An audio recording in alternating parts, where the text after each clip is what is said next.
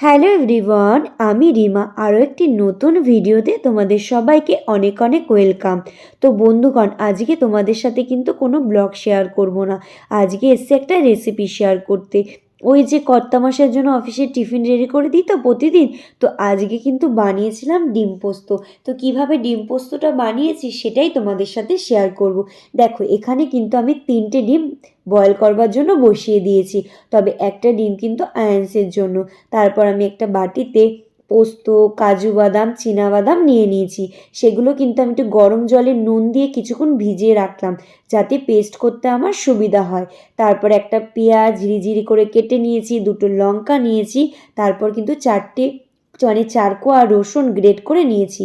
তারপর কড়াইতে তেল গরম করে কেটে রাখা ডিমগুলো ভালো করে এপিট ওপিট করে ভেজে নেব। তারপর ওই তেলে কালো জিরা, তেজপাতা, লঙ্কা দিয়ে কিছুক্ষণ ভেজে নেব। দিয়ে তারপর আমি কুচিয়ে রাখা পেঁয়াজ দিয়ে কিছুক্ষণ নাড়াচাড়া দিয়ে নিলাম। তারপর কিন্তু ওর মধ্যে রসুন যে গ্রেট করে রেখেছিলাম সেটাও দিলাম। এরপর আমি দেবো সামান্য একটু নুন, লঙ্কা গুঁড়ো, হলুদ গুঁড়ো দিয়ে ভালো করে কিন্তু একটু কষিয়ে নিতে হবে।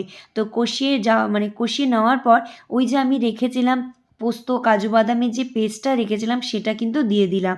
আর মিক্সির বাটির মধ্যে সামান্য একটু জল দিয়ে সেই জলটাও কিন্তু আমি এখানে দিয়ে দিয়েছি।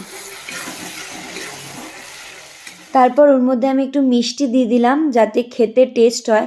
তারপর আরও একটু জল দিলাম, দিয়ে ওই যে ভেজে রাখা যে ডিমগুলো ছিল সেগুলো দিয়ে কিছুক্ষণ ঢাকা চাপা দিয়ে রেখে দিতে হবে, মানে একটু কষা কষা হবে তখনই নামাতে হবে।